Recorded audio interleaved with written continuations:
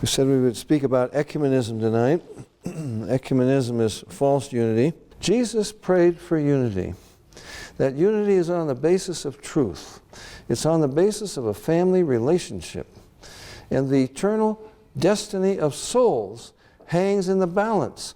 In contrast to the true unity that is established, it is an established fact, we have Christian leaders who are trying to establish a false unity, an ecumenical unity. I'm not just running around because I want to criticize people.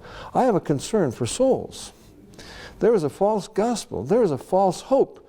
The problem with what is going on is they're selling people tickets to heaven that will end them up in hell.